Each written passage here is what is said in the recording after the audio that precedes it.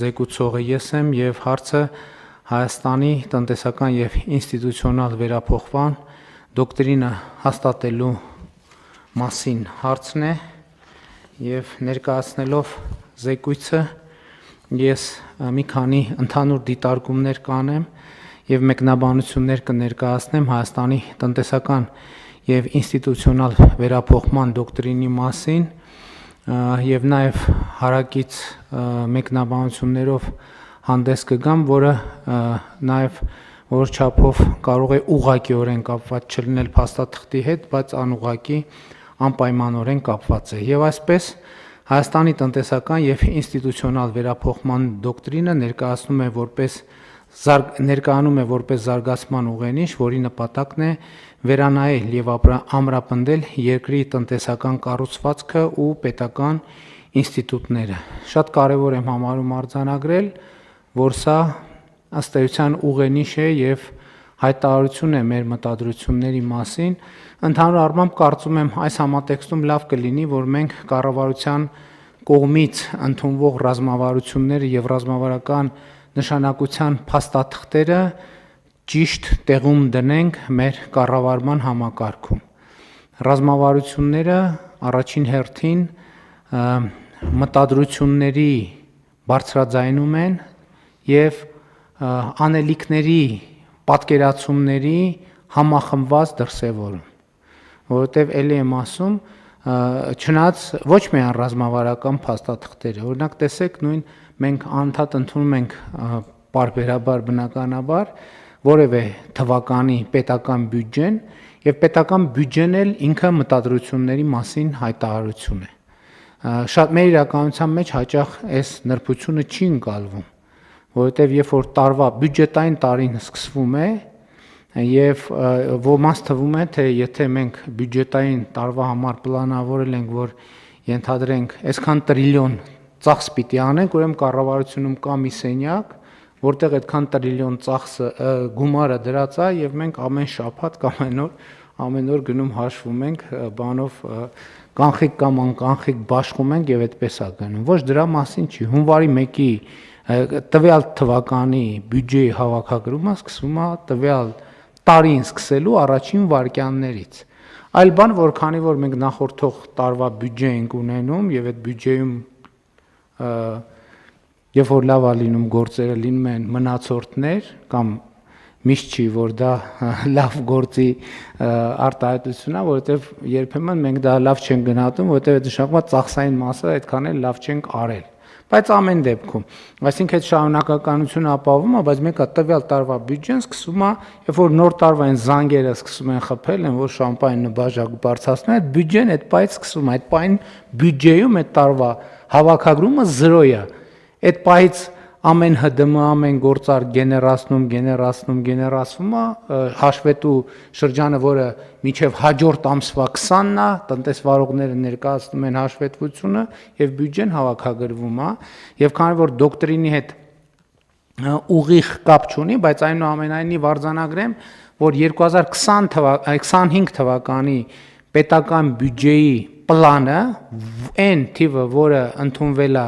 ազգային ժողովում 2024 թվականի դեկտեմբերին բյուջեի եկամուտները մենք 100.2%-ով կատարել ենք, այսինքն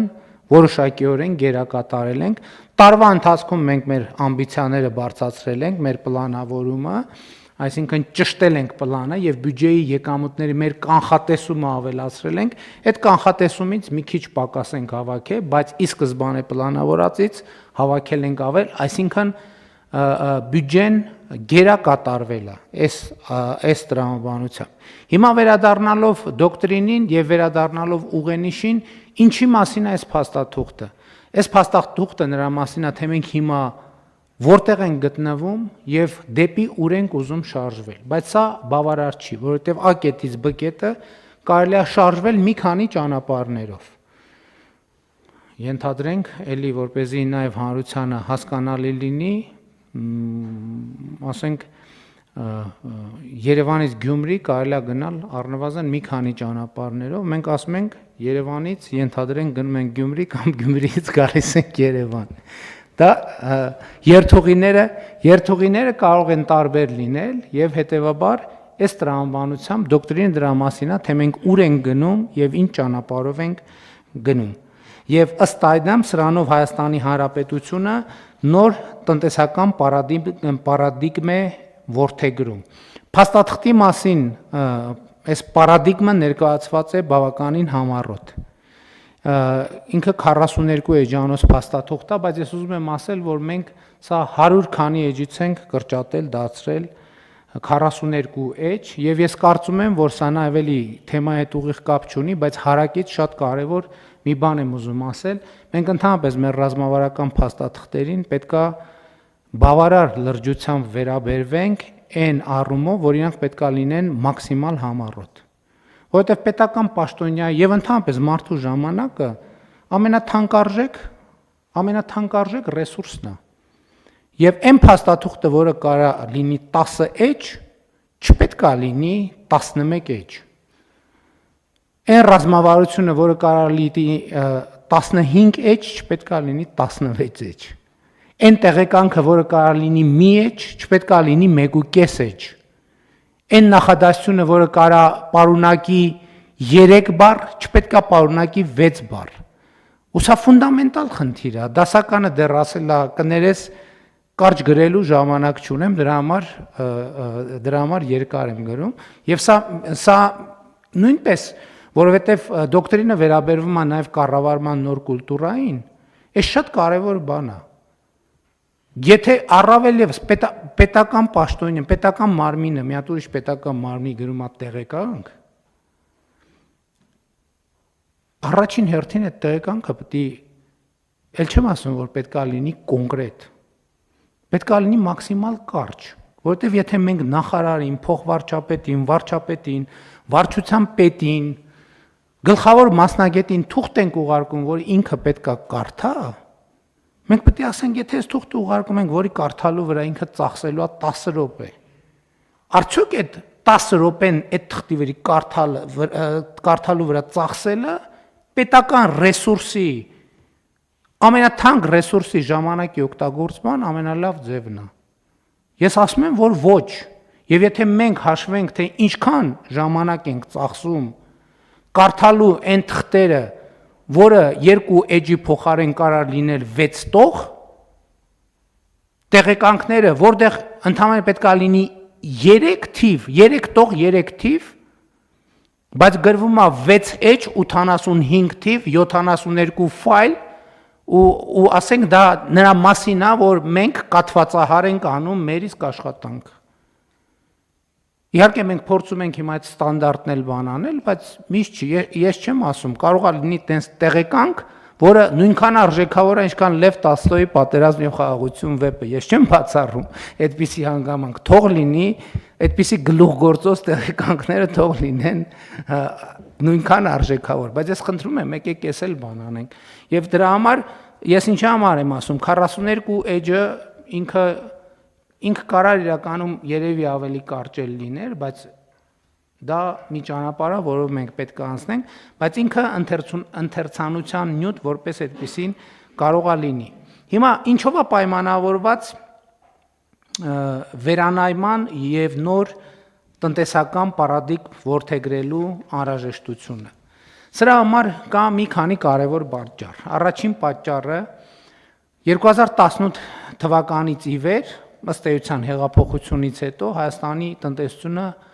աճել է ավելի քան 50%-ով։ Այսինքն ճշգրտված տվյալները կլինեն այս տարվա վիճակագրության, մենք վստահ ենք, որ թիվը կլինի 50-ից ավել, իսկ թե կոնկրետ ինչքան, դա արդեն ցույց կտա ժամանակը եւ վիճակագրությունը։ Մեկ շնչին ընկնող հնան ավելի քան կրկնապատկվել է 2018 թվականի հեղափոխությունից հետո կամ 2018 թվականից հետո։ Եվ եթե 2017 թվականին Հայաստանի մեկ շնչին ընկնող հնան $3872 էր, 2025-ի խիստ նախնական տվյալներով մոտավորապես $9400 եւ աճը 2.4 անգամ։ Իհարկե պետք է ասել, որ այստեղ դրամի արժևորումը, նույնպես դեր է կատարել, բայց դրամի արժևորումն էլ է տնտեսական գործում։ Եվ շատ կարևոր տնտեսական գործում եկեք արձանագրենք նաև թե ինչ է նշանակում դրամի արժևորումը եւ ինչի արդյունքում է տեղի ունենում դրամի արժևորումը։ Կենտրոնական բանկի նախագահը առիթ ունեցել են կառավարության նիստում խոսելու, հիշում եք, եւ այս տարի, նախորդ տարի կենտրոնական բանկը շուկայից հավաքագրել է ավելի քան 2 միլիարդ դոլար։ Այսինքն հասկանում եք 2 միլիարդ դոլար Հայաստանի շուկայում լրացուցիչ միջոցներ են ի հայտ եկել եւ դա նշանակում է, որ դեպի Հայաստանի Հանրապետություն կա որոշակի ֆինանսական եւ տնտեսական ներհոսք։ Եվ սա իր հերթին այս թիվը մեկ շնչին ընկնող համախառն ներքին արդյունքը կարծում եմ ավելի է արժևորում, որը ելի ուզում եմ ընդգծել 2018-ից ի վեր աճել է 2.4 անգամ։ Այս ամեն ինչը նշանակում է, որ մենք հիմա ունենք բոլորովին ուրիշ տնտեսություն եւ բոլորովին ուրիշ երկիր, քան ունեինք 2018 թվականին։ Եվ սա կարևոր է արձանագրել, բայց ես ուզում եմ ասել, որ մենք պետք է հստակ գծագրենք, թե այս ամեն ինչում որտեղ է կառավարության դերը եւ որտեղ է այլ գործող անձանց դերը։ Կառավարության դերը իմ կարծիքով այն է, որ մենք վերացրել ենք 2018 թվականից տնտեսական գործունեության բոլոր հնարավոր սահմանափակումները։ Վերացրել ենք մենաշնորհները, վերացրել ենք արգելքներն ու արգելակները եւ ահա սա է հիմնական պատճառը,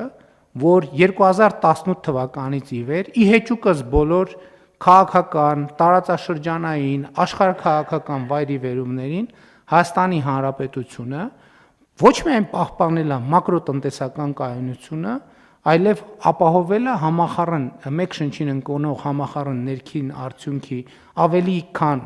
2 անգամ, այսինքն 2.4 անգամ աճ, 50% տնտեսական աճ, եւ այս ամեն ինչը ուզում եմ հիշեցնել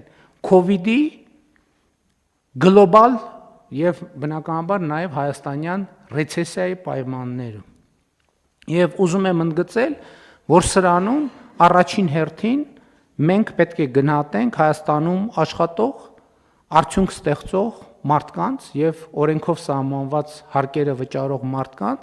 որովհետեւ սա չի կարող լինել եւ չէ կառավարության ձեռքբերումը, սա կառավարության եւ քաղաքացիների համագործակցության ձեռքբերում է։ Այսինքն մենք ստեղծել ենք, մենք մարդկանց ասել ենք, չկա տնտեսական գործունեության որևէ սահմանափակում եւ այդ բանաձևը տվել է իր կոնկրետ արդյունքները, որոնք արտահայտվել են առաջին հերթին տնտեսության, բայց պիտի հիմա այս հաջորդիվ կանդրադառնամ նաեւ քաղաքականության մեջ։ Ըստ էության մենք այս ամենով արձանագրում ենք, որ Հայաստանի Հանրապետությունում ոչ միայն քաղաքական համակարգն է ժողովրդավար, այլև տնտեսական համակարգն է ժողովրդավար եւ պիտի նաեւ ընդգծեմ, որ սա նշանակում է գործնականում, որ կառավարությունը չի միջամտել այնտեղ, որտեղ չպետք է միջամտեր եւ մյուս կողմից կառավարությունը միջամտել է այնտեղ, որտեղ պետք է միջամտեր։ Ընդ որում չմիջամտելու դեպքերներ են լայնորեն հայտնի, միջամտելու դեպքերներ են լայնորեն հայտնի։ Այդ միջամտելու ամենահայտնի օրինակները կարող ենք բերել, Զանգեզուրի պղնձամոլիբդենային կոմբինատի օրինակը կարող ենք բերել, Հայաստանի էլեկտրական ցանցերի օրինակը կարող ենք բերել, եւ ես ուզում եմ կրկին ընդգծել, կառավարությունը չի միջամտել միջև այն եզրը, միջև որտեղ, որից հետո արդեն միջամտելը պարզապես կլիներ անգործություն եւ անպատասխանատվություն։ Հետևաբար այս ամեն ինչով մենք պետք է արձանագրենք, որ տնտեսական այս ցուցանիշները լրացուցիչ կերպով տնտեսական դիտանկյունից հիմնավորում են Հայաստանի Հանրապետության ժողովրդավարական երկիր լինելը, բայց մենք պետք է արձանագրենք նաեւ, թե ինչ է սա նշանակում քաղաքական առումով, տնտեսական առումով եւ սոցիալական առումով։ Իմ արձանագրումն այն է, որ այս բոլոր գործընթացների հիմքում ընկած է այն եւ միևնույն ժամանակ այս բոլոր գործընթացների արդյունքը այն է, որ մարդը օբյեկտից վերեածվել սուբյեկտի։ Ինչ է սա նշանակում։ Սա նշանակում է, որ մարդը քաղաքացին ոչ թե ինչ որ ուրիշի պետք է սպասի, որ այդ ինչ որ ուրիշը ինչ որ բան անի, իսկ ինքը պետք է նայի այդ ինչ որ բան անողի ձեռքին կամ սպասի նրա կմահաճույքին, այլ առաջին հերթին ինքը պետք է անի այն գործողությունը կամ գործողությունները, որոնք անհրաժեշտ են իր ազատությունը, բարեկեցությունը, անվտանգությունն ու երջանկությունը ապահովելու համար։ Այսինքն մի բան աներկբայորեն ակնհայտ է։ Հայաստանի Հանրապետությունում ամեն ինչ, բացարձակապես ամեն ինչ որոշում է մարդը, քաղաքացին։ Մեր այս դիրքորոշումը որոշակի քննադատության է ենթարկվում պարբերաբար։ Ինչու՞, որովհետև ասում են, որ այս կառավարությունը պատասխանատվությունը դնում է մարդու ուսերին, փորձելով իր վրայից, այսինքն կառավարության եւ իշխանության վրայից պատասխանատվությունը տեղափոխել մարդու եւ անհատի վրա, մարդու եւ անհատի ուսերին դնել։ Այս նախադասությունը ոչ միայն մեղադրանքն է ձևակերպում, բայց նաեւ տալիս է հարցի պատասխանը, որովհետեւ ասվում է կառավարությունը փորձում է պատասխանատվությունը իր ուսերից տեղափոխել դեպի մարդու շարքային քաղաքացու ուսեր, պայմանական ասած։ Այստեղ նրբությունն է, որ անհատի մարդու ամենամեծ անելիքը քաղաքական, հենց քաղաքական իշխանություն ձևավորելն է, հենց կառավարություն ձևավորելն է։ Այսինքն, այսպես թե այնպես կառավարության ձևավորման պատասխանատվությունը էլի մարդու վրա է։ Այսինքն երկրում խորհրդան ընտրում է քաղաքացին, ավագանի ընտրում է քաղաքացին, հետևաբար երբեմն ուղիղ, երբեմն անուղղակի, որովհետև մեր ընտրական համակարգը այդ հնարավորությունն էլ է տալիս, նույն համայնքում էլ, խորհրդարանական ընտրություններում էլ, եթե քաղաքական ուժը հավաքում է 50+1%, քաղաքական ուժի առաջին համարը եւ համայնքում եւ հանրապետական մասշտաբով համապատասխանաբար համարվում է ընտրված համայնքի ղեկավար կամ վարչապետ։ Այսինքն ուզում եմ ասել, որ այս խոսույթը, որ կառավարությունը, երբ որ մենք անհատի բացառիկ դերակատարումն ենք շեշտադրում եւ մեզ մեղադրում ենք, թե կառավարության պատասխանատվությունը դնում ենք մարդու ուսերին, այս բանը, այս խոսույթը որոշակի հակասություն է պարունակում, որովհետև հենց կառավարության եւ իշխանության մնացած բոլոր օղակներում որոշիչ դերը պատկանում է Հայաստանի Հանրապետության քաղաքացուն, այսինքն անհատ մարդուն, եւ հետեւաբար հենց իբնե պատասխանատվությունը մարդու վրա է։ Բայց միայն դրանով չի, միայն ընտրություններով քվեարկելով չի։ Այդ թվում երկրի զարգացման տեսլականը ընտրելուց։ Ընդ որում ես ուզում եմ ասել, որ այդ ընտրությունը պարտադիր չի, որ քվեարկությամբ տեղի ունենա, որովհետև երբեմն ընտրությունը եւ գուցե ավելի հաճախ ընտրությունը տեղի է ունենում ոչ ընտրական ճանապարհով, ուղղակի հանրային վերաբերմունքի ձևավորմամբ։ Մենք անցել ենք process-ներով, որտեղ ես առնվազն մի քանի անգամ ասել եմ եւ ես դա շարունակում եմ պնդել, որ Հայաստանի Հանրապետության քաղաքացին, որ պահին ուզենա, կարող է հեղափոխություն անել։ Ինչու՞, որովհետև մենք իրար հետ քաղաքացիներով 2018 թվականին ցույց ենք տվել,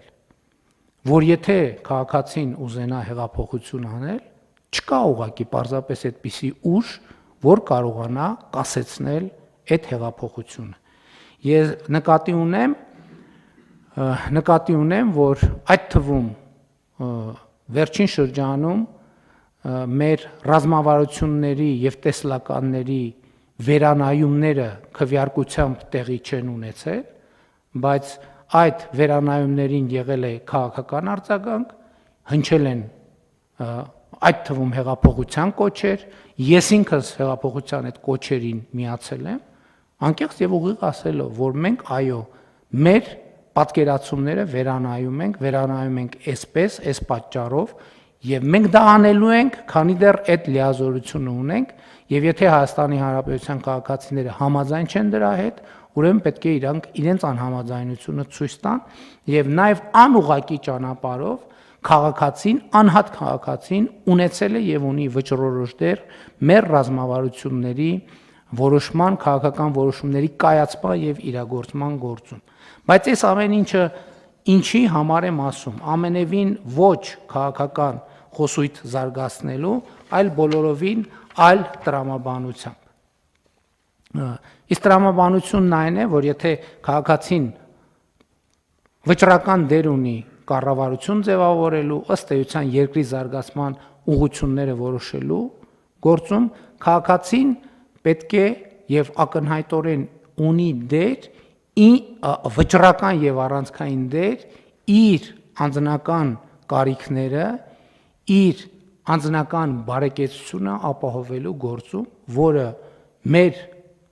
համոզմամբ եւ կարծիքով եւ ակնհայտորեն պետք է տեղի ունենա աշխատանքի միջոցով։ Եվ որպես այս բոլոր հանրային, անհատական, քաղաքական գործառույթները մարդը քաղաքացին կարողանա պատշաճ ձևով իրականացնել, Հայաստանի տնտեսական եւ ինստիտուցիոնալ վերափոխման դոկտրինում արձանագրվում է այն, ինչի մասին մենք արդեն բավականին երկար ժամանակ խոսում ենք, եւ ես ուզում եմ մի հատված մեջբերել։ Ենթավեռնագիրը կամ վերնագիրը կրթությունը որպես ռազմավարությունների ռազմավարություն։ Հայաստանի նոր տնտեսական պարադիգմի առաջին եւ առանցքային հիմքը կրթությունն է։ Առանց հասանելի արդիական եւ մրցունակ կրթական համակարգի եւ կրթությունը որպես ցկյանս ապրելակերպ որդեգրելու բարեփոխումների արդյունավետությունը տուժում է։ Կրթված իր իրավունքներն ու պարտականությունները գիտակցող քաղաքացիները պետության ազատության եւ ժողովրդավարական կենսունակության ամենահուսալի հենարանն են։ Կրթությունն այլևս պարզապես մեկ ճյուղային քաղաքականություն չէ, այլ դոկտրինի առանցքը, որը կանխորոշում է տնտեսական զարգացման ծավալն ու բովանդակությունը, պետական կառավարման արդյունավետությունն ու ճկունությունը, ազգային ինքնության ամրությունը եւ պետականության հարատեվության օրակարգի հաջողությունը։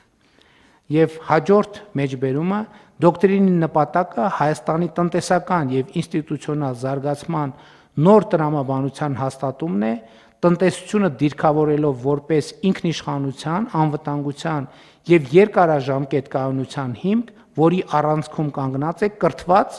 այսպիսով ազատ, կարող եւ ստեղծարար քաղաքացին։ Սա շատ կարևոր արձանագրում է այն տրամաբանությամբ, որ ես ուզում եմ մեր ուշադրությունը հրավիրել, որ երբ որ մենք քաղաքացի ենք ասում, մենք քաղաքացի ասելով նկատի ունենք բնականաբար այդ թվում պաշտոնյաներին, ներառյալ այս դահլիճում գտնվող պաշտոնյաներին։ Եվ ինչպես մենք վերջին շրջանի մեր որոշումներում արձանագրել ենք, երբ որ մենք ասում ենք կրթությունը ցկյանս գործընթաց է եւ առանց սեփական կրթական մակարդակը բարձրացնելու հաջողություն չի կարող լինել, դա վերաբերվում է նաև մեզ, բոլոր պետական պաշտոնյաներին եւ մենք մեր որոշումներով նաև ստեղծում ենք համակարգ, որպեսզի ոչ միայն հնարավոր դարձնենք պետական պաշտոնյաների եւ ընդհանրապես բոլորի համար կրթությունը, այլև որոշակի կառուցակարգեր սահմանենք, որում պետական պաշտոնյայի գործունեությունը կարողանան գնահատել նաև այդ տեսակետից, ինչքանով է ինքը զբաղվում իր կրթությամբ եւ ինչքանով է որդեգրում կրթությունը որպես ցկյանս գործունեություն եւ ապրելակերպ։ Այս իմաստով ես ուզում եմ մեկ դիտարկում անել կապված մեր վերջին շրջանի քննարկումների հետ, որովհետև մենք արդեն բավականին երկար անընդհատ քննարկում ենք եւ կայացնում ենք որոշումներ, որը վերաբերվում է ռազմավարությունների աստիճանակարգությանը։ Եվ մենք նաեւ վերջին շրջանում ռազմավարությունների հետ կապված որոշում ենք կայացրել, որ մենք 6 ռազմավարություն ենք ունենալու, եւ ես կարծում եմ, որ այս համատեքստում մենք այդ որոշումը պետք է լրացնենք նրանով, որ ինչ որ ձևով մեր 6 ռազմավարությունների կենտրոնում պետք է լինի կրթության ռազմավարությունը, որպեսզի այս դոկտրինի եւ այս տրամաբանության հետագա կիրարկումը այդպիսով տեղի ունենա, այսինքն կրթության ռազմավարությունը պետք է ռազմավարությունների աստիճանակարգության մեջ ունենա առաջնային եւ կենտրոնական դիրք, եւ սա նույնպես մի արձանագրում է, որը նոր է մեզանում, բայց կարծում եմ ամբողջությամբ բխում է այն ռազմավարությունների տրամաբանությունից, որով մենք մինչև այս դե ֆակտո եւ ինտուիտիվ առաջնորդվել ենք, այս պայծ սկսած արդեն նաեւ դե յուրե հաստատված որոշման պետք է առաջնորդվենք։ Հաջորդ նրբությունը ըստ էության առաջին անգամ Հայաստանը նպատակաուղղված ձևավորում է տնտեսություն ելնելով տարածաշրջանային կայուն խաղաղության պայմաններից։ Խաղաղության օրակարգը արմատապես փոխում է տնտեսության կառուցվածքը, մրցակցային միջավայրը, լոգիստիկան եւ արտահանման շուկաների հասանելիությունը, ստեղծելով զարգացման բոլորովին նոր հնարավորություններ։ Այսինքն մեր Հայաստանի տնտեսական եւ ինստիտուցիոնալ վերափոխման դոկտրինը նաեւ պայմանավորված է տարածաշրջանային եւ արտաքին քաղաքական այն նոր միջավայրով, որը ձևավորվում է Հայաստանի Հանրապետության շուրջ եւ խաղաղության բանաձևը, խաղաղության պայմաններում տնտեսությունը նույնպես որոշակիորեն պետք է վերափոխվի, դիրքավորվի, ինչը հենց այս օրերին մեր աչքի առաջ տեղի է ունենում եւ իհարկե հաստատված խաղաղությունը եւ հաստատված խաղաղության ինստիտուցիոնալացումը մեր առաջնահերթությունների շարքում է, որը անխուսափելիորեն իր արտահայտությունը պետք է ունենա նաեւ տնտեսության մեջ։ Հաջորդ նրբությունը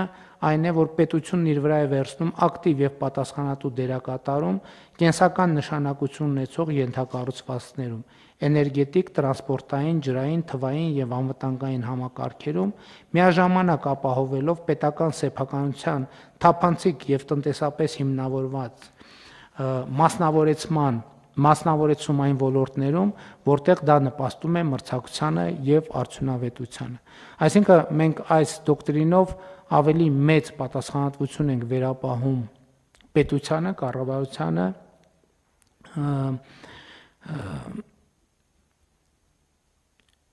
ստրատեգիական նշանակության կամ կրիտիկական ենթակառուցվածքների կառավարման գործում միևնույն ժամանակ չբացառելով, որ այնտեղ, որտեղ որոշակի պայմաններում նաև մասնավորի ներգրավման, մասնավորեցման, մասնավոր կառավարման հանձնելու բանաձևերը կարող են աշխատել, մենք մեզ չենք սահմանափակում նաև այդ տրամաբանությամբ։ Բայց նոր պայմաններում տնտեսության համար կարևորագույն գործոններից մեկը արհեստական բանականությունը եւ թվային տեխնոլոգիաներն են, որոնք այս համատեքստում մենք պետք է դիտարկենք ոչ թե որպես առանձին ոլորտ, այլ որպես նոր տնտեսական, սոցիալական եւ հանրային իրողություն։ Այսինքն արհեստական բանականությունն էլ ոչ թե ինքը առանձին վերցրած ոլորտ է, այլ մի ոլորտ է, որը բացարձակապես ազդում է ամեն ինչի վրա։ Ինչպես կրթությունը, որը մենք այլևս չենք նայում որպես առանձին ոլորտ, արհեստական բանականությունն էլ առանց անկախ դրանից մենք կնայենք թե չենք նայի, ինքը արդեն մի ոլորտ է, որը բացարձակապես ամեն ինչի վրա ազդում է, ընդհանուր հանրային հարաբերությունների, աշխատանքի արդյունավետության, կրթության, գիտելիքի եւ այդպես շարունակ, եւ մենք պետք է առանձնահատուկ ուշադրություն դարձնենք, որպեսզի այդ մոտեցող ալիքը ոչ թե սպասենք, որ մոտենա այդ ալիքը, այլ մենք ինքներս նախապատրաստենք, այդ ալիքը բերենք որոշակի կառուցակարգերով, ինտեգրենք մեր կյանքին, մեր հանրային կյանքին, պետական կյանքին, բոլոր ոլորտներում, եւ սրա համար պետք է որոշակի նախապատրաստական աշխատանքներ, որը իհարկե մենք ինչ որ ձևով արդեն իսկ սկսել ենք, բայց շատ կարեւոր է, որ մենք ռազմավարական նշանակության փաստաթղթում դա արձանագրենք։ Արհեստական բանականության հետ կապված կա մի լրացուցիչ գործոն, որը վերաբերվում է էներգետիկ համակարգին, որովհետև արհեստական բանականությունը եւ արհեստական բանականության կենտրոնները իրենք էլեկտրաէներգիայի սպառման խոշոր կենտրոններ են, այսինքն արհեստական բանականության զարգացմանը զուգընթաց էլեկտրական էներգիայի սպառումը աճում է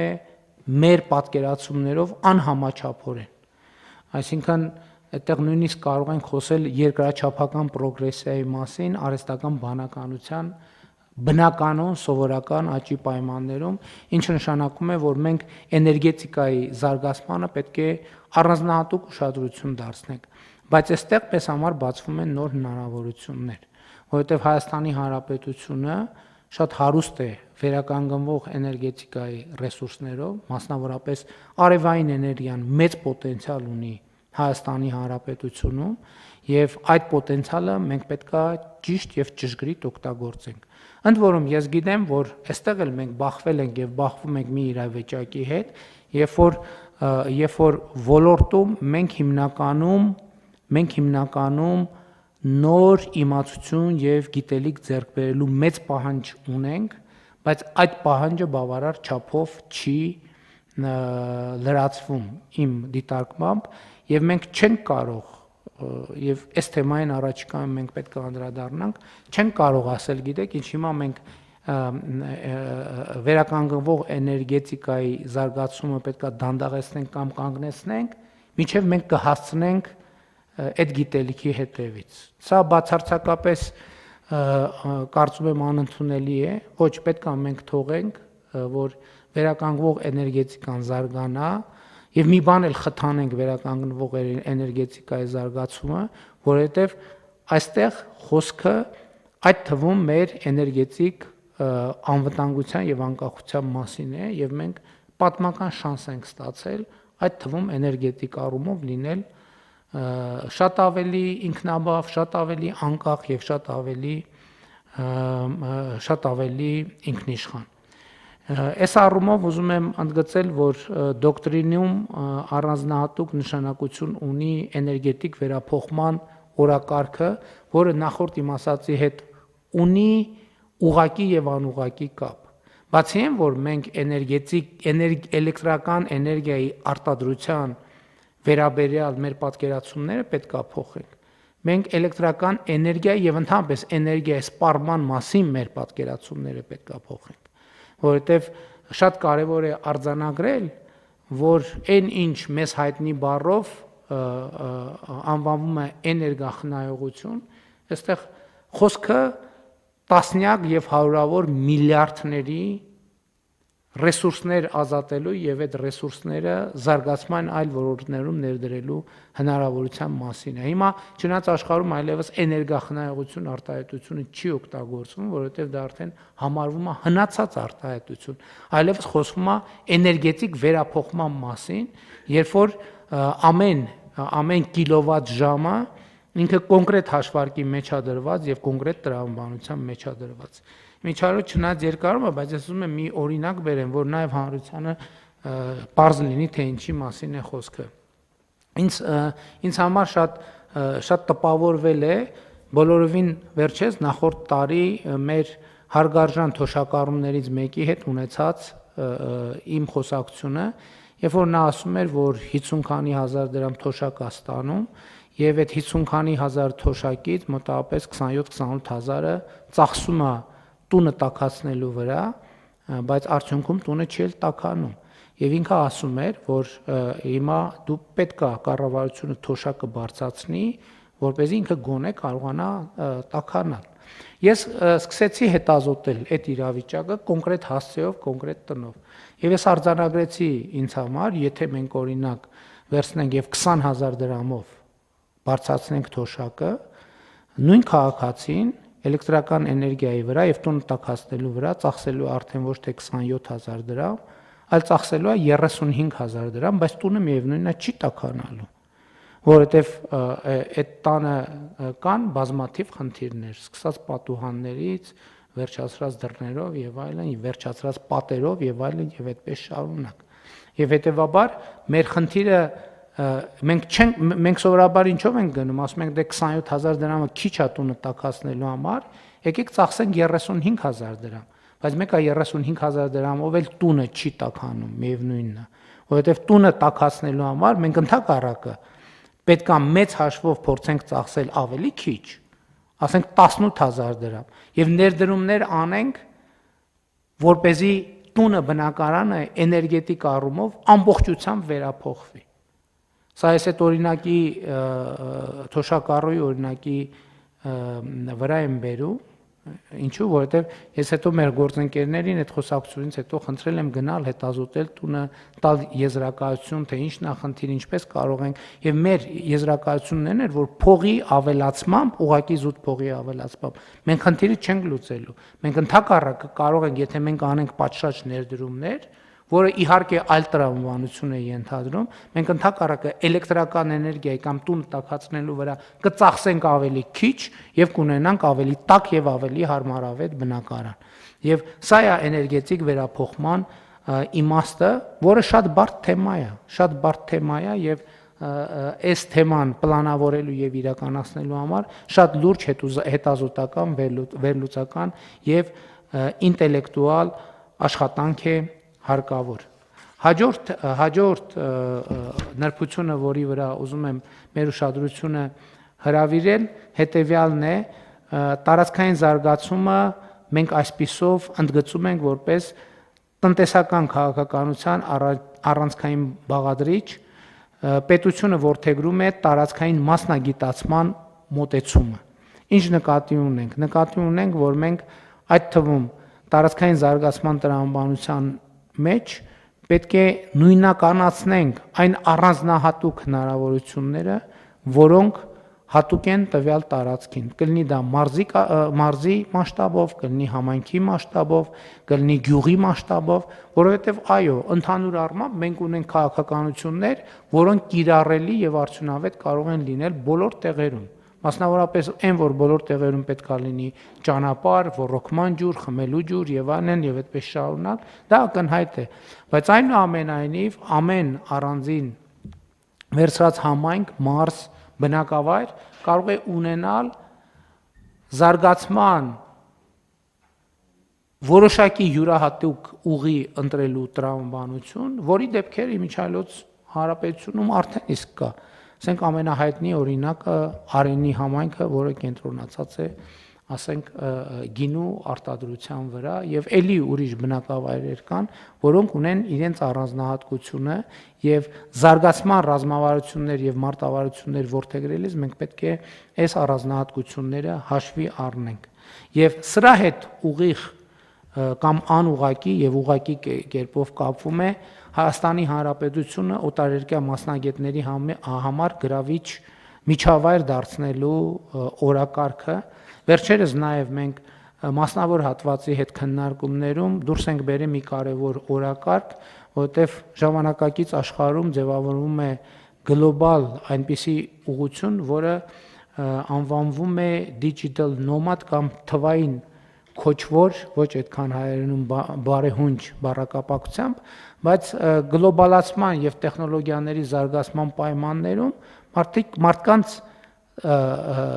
տնտեսական եւ աշխատանքային գործունեություն ծավալելու համար շատ հաճախ պետք չի կապված լինել կոնկրետ վայրի, կոնկրետ գրասենյակի կամ երկարաժամկետ կապվածության հանգամանքը հաղթահարվում է եւ նոր սովորություններ են ձևավորվում։ Մարդը նախընտրում է աշխատել տարբեր երկրներում, տարբեր բնակավայրերում, տարբեր միջավայրերում, որտեղ գտնվելու ժամանակահատվածը կախված կլինի այն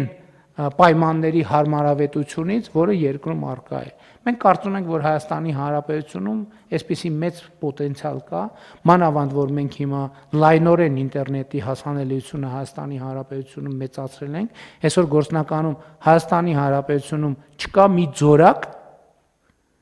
մի անտառ, մի պուրակ, մի լեռ, մի գետ, մի լիճ, որտեղ չկա ինտերնետ, որովհետև Հայաստանի Հանրապետությունում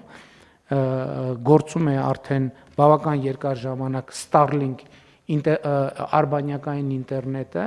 եւ այս տրամաբանությամբ արդեն նախնական պայմանները, որ Հայաստանի Հանրապետությունը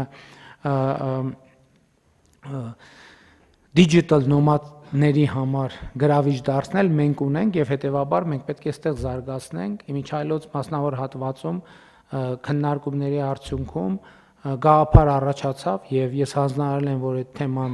ավելի մանրամասն քննարկվի, որովհետեւ հիմա երկրները թողարկում են հատուկ վիզային ռեժիմ, հատուկ digital nomad-ների համար եւ մենք պետք է նույնպես քննարկենք առնվազն այս մոտեցումը որդեգրելու, երբ որ թվային նոմադների համար տրվում են որոշակի ժամկետով հեշտացված վիզաներ, որպեսզի նրանք իրենց ճամփորդությունը ավելի հեշտությամբ իրականացնեն եւ իհարկե զբոսաշրջային ենթակառուցվածքները հատուկ նշանակություն են այս տեսակետից։ Հաջորդ նրբությունը, որի մասին կուզենայի խոսել, հարկային նոր մոտեցումներ որդեգրելու շատ հավակնոտ եւ ճիշտն ասած մի քիչ էլ վախենալու ծրագիր որդեգրելու մասին է։ Մենք համոզմունք ունենք, որ հիմա մեզ հարկավոր է, որ հարկային երկարաժամկետ կարգավորումներ որդեգրել։ Մենք դա գիտենք, մենք դա հասկանում ենք, մենք դա գիտակցում ենք, բայց գիտակցելը մի բան է, իրականացնելը երկրորդ բան է եւ դա անելու համարձակություն ունենալը երրորդ բան է։ Եվ չեմ թաքցնի, այդ թվում վերջերս ջերմուկում տեղի ունեցած գործարար աշխատաժողովի ժամանակ մենք զգուշորեն սկսել ենք քննարկել, որ առաջիկայում մենք պետք է դիտարկենք հարկային այնպիսի նոր օրենսգիրք ընդունելու տարբերակը, որը մենք կարգավորումներով կկարողանանք ուժի մեջ պահել նույն կարգավորումները, ասենք օրինակ 10 տարի։ Այսինքն, եթե մենք կարողանանք հասնել այդ կետին, որ ընդունենք հարկային օրենսգիրք եւ արձանագրենք, որ հարկային այս կարգավորումները առաջիկա 10 տարում լինելու են ուժի մեջ եւ հաջորդ 10 տարվա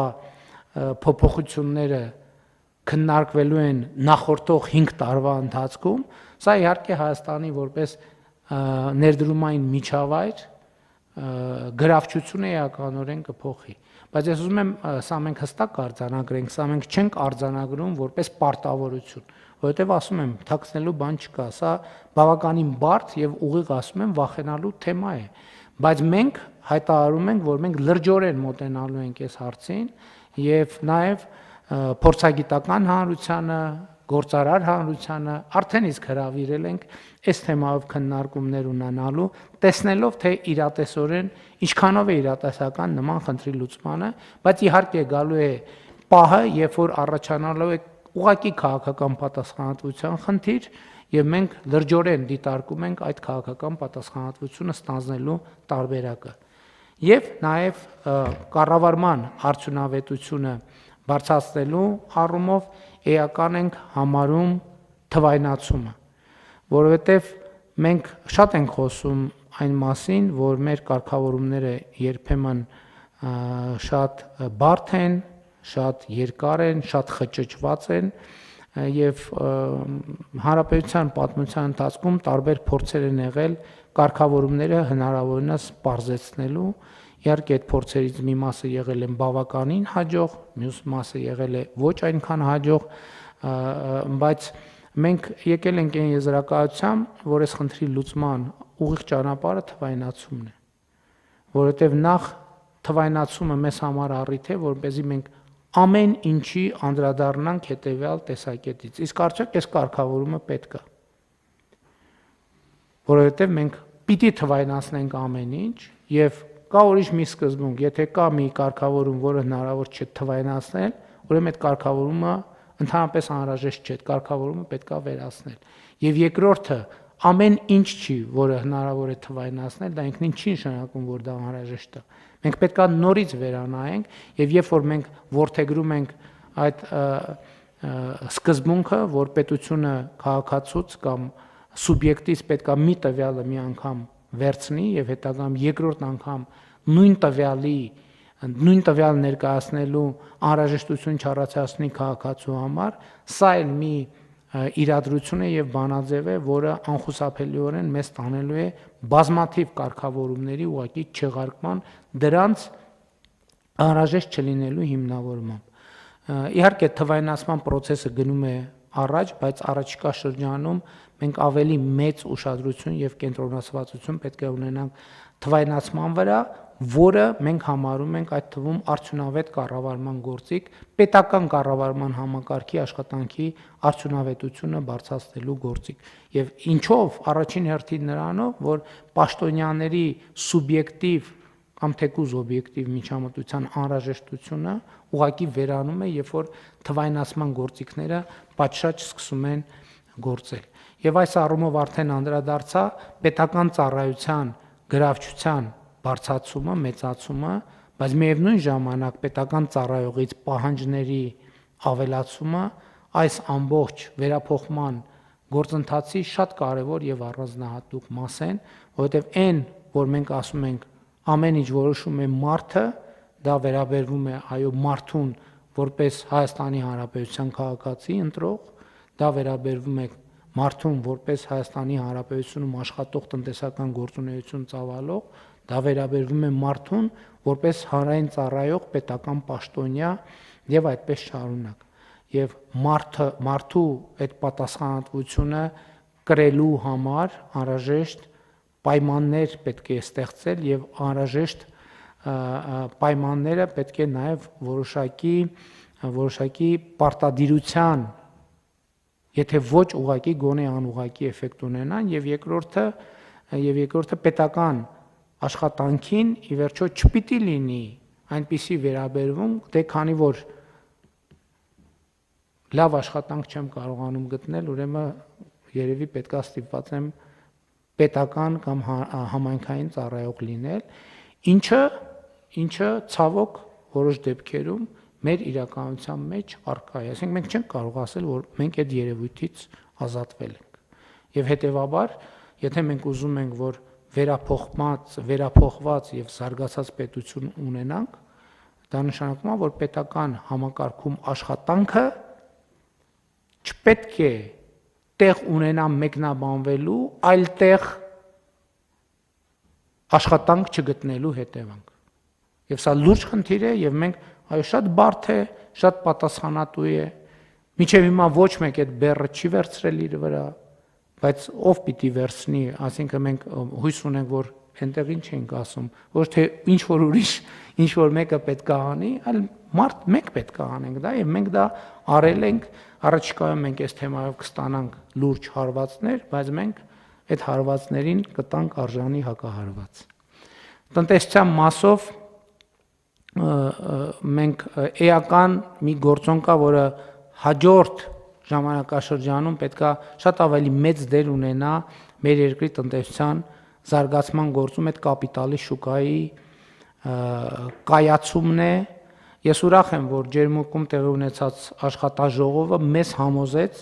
որ այս ընթացքում մեր գործադրած ջանքերը իզուր չեն եղել։ Ես անկեղծ ասեմ, ես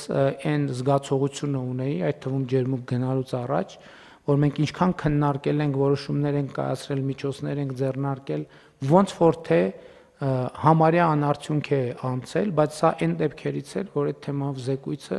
ինձ հաճելիորեն զարմացրեց, ընդ որում զեկույցի հեղինակը պետական մարմինները չէին, որ ասվեն, որ էլի սխալ զեկույցներ են ներկայացնում։ Պետական մարմինը, որ մի լավ բան ասում է, ինչ որ շրջանակներ կան, առաջ արձագանքներն է, որ սխալ տվյալներ են ներկայացնում, խաբում են, մոլորեցնում են։ Հենց իրական հատվածի ներկայացուցիչները ներկայացրին զարգացումները եւ մենք ոնց որ տնտեսությունն է աճել 50 եւ ավելի տոկոսով, այնպես էլ կապիտալի շուկան իր ծավալներով առնվազն 3-4 անգամ մեծացել է եւ հիմա էլ նոր փուլ մտնելու նախապատրաստված ենք եւ կապիտալի շուկայի դերը պետք է էականորեն մեծանա։ Հաջորդ առանձնահատկությունը, որ կուզենայի ամփոփելով ուղղակի ընդգծել, այդ գյուղատնտեսության նկատմամբ մեր վերաբերմունքն է եւ մենք ոչ թե առաջիկա շրջանում պետք է ասենք գյուղատնտեսություն եւ ինտենսիվ գյուղատնտեսություն, մենք գյուղատնտեսություն ասելով պետք է հասկանանք միայն ինտենսիվ գյուղատնտեսություն, որովհետեւ ոչ ինտենսիվ գյուղատնտեսությունը պարզապես եկեք արձանագրենք, որ ինքը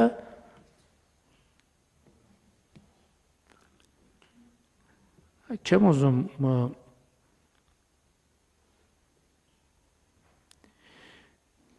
ինքը չի համապատասխանում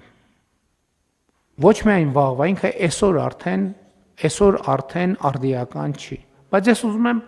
ուզում եմ հաճույքով արձանագրել, որ էսել են ոլորտներից է, որտեղ մեր ջանքերը ի հեճուկս բոլոր կոռուպցիոն եւ մերձ կոռուպցիոն սկանդալների էլի տվել են արդյունքներ։ Ես ամենաթարմ օրինակը նախորդ օրը մենք Արուճում